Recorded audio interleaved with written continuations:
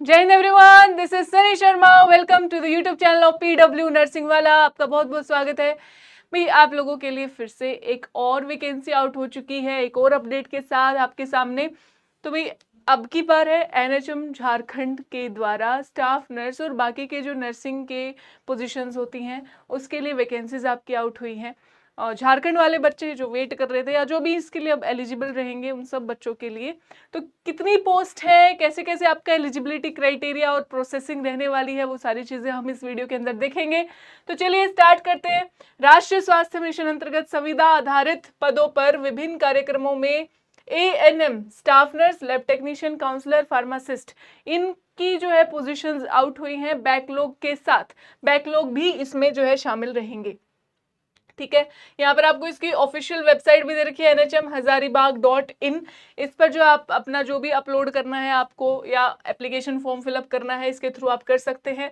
Different different programmes हैं, post code आपको दे रखी है, पोस्ट के नाम, कैटेगरी वाइज डिस्ट्रीब्यूशन और टोटल कितनी पोस्ट है ये अभी देखते हैं।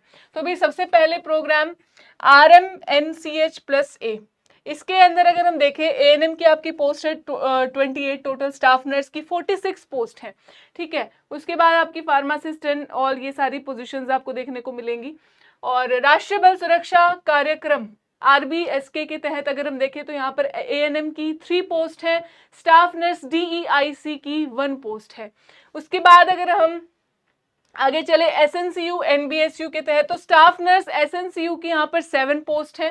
ठीक है, जीएनएम्स डिस्ट्रिक्ट एनसीडी क्लिनिक की 1 पोस्ट है और आगे लैब टेक्नीशियंस वगैरह की पोस्ट है यहाँ पर। और आगे अगर हम बात करें तो इसमें NPCDCS, NOHP and NPHCE HP programme के तहत अगर यहाँ पर देखा जाए तो ये आपकी जो अभी जीएनएम की पोस्ट बताई थी इसी के तहत थी।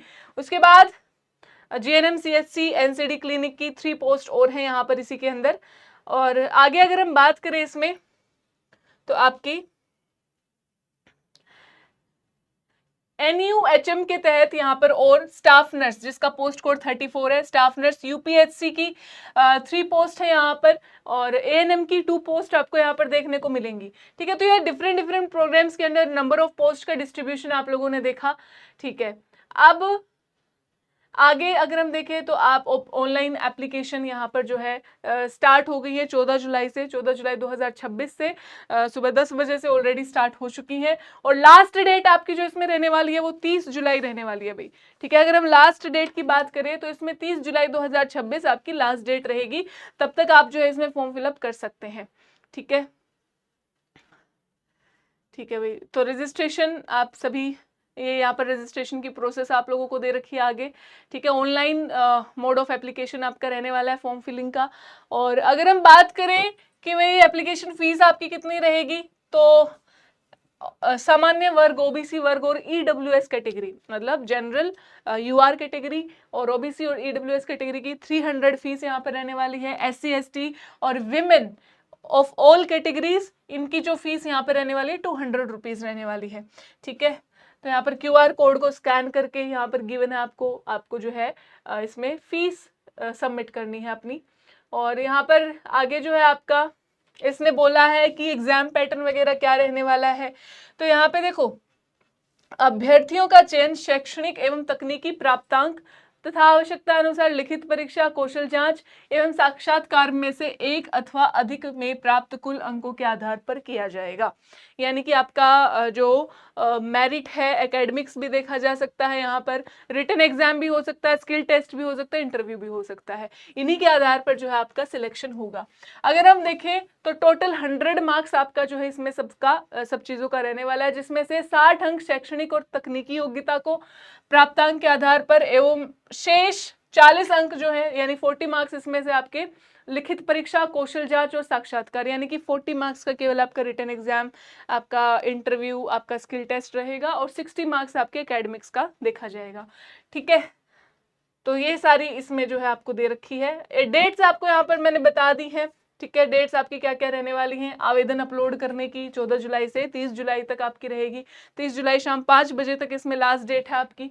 और स्क्रूटिनी जो होगी आवेदन पत्रों की, एप्लीकेशन फॉर्म्स की 1 अगस्त से 15 अगस्त तक।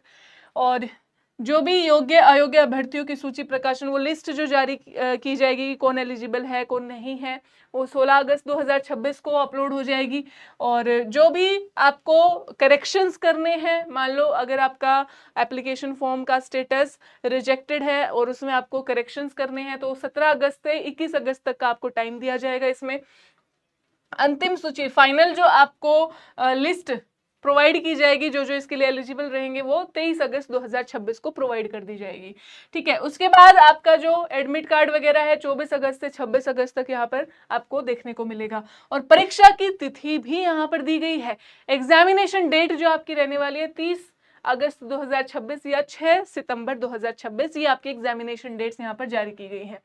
ठीक है, तो ये थी इंपॉर्टेंट इन्फॉर्मेशन। उसके बाद हम बात करते हैं कि किस पोस्ट कोड पे जो है आपके एजुकेशनल क्वालिफिकेशन और रिम्यूनरेशन जो आपका पर मंथ रहेगा वो कितना क्या रहने वाला है।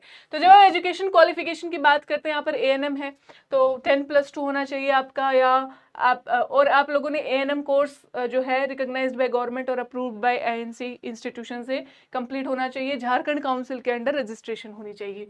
ठीक है, रिम्यूनरेशन इसमें आपको 11,466 रुपीज का मिलता है। स्टाफ नर्स की अगर हम बात करें तो 10+2 और intermediate with 3 years of GNM आपका इसमें होना चाहिए from a government recognised institution.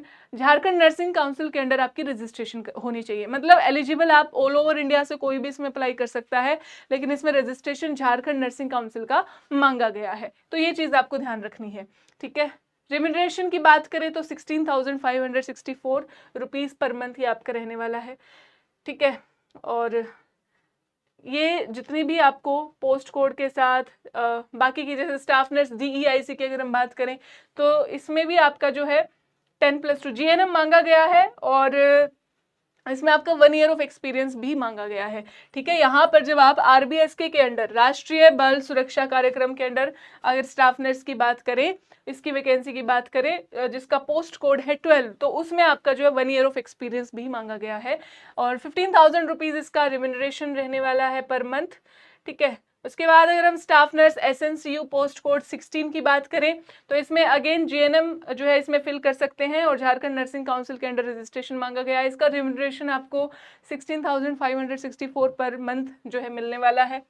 ठीक है, ये सारे जो है आपके स्टाफ नर्स का मैंने आपको सारा क्लियर कर दिया है कि कैसे कैसे आपका कौन सी पोस्ट कोड के साथ रिम्यूनरेशन क्या रहने वाला है, एजुकेशनल क्वालिफिकेशन आपकी क्या रहने वाली है। ठीक है, तो ये अब आपको ध्यान रखना है।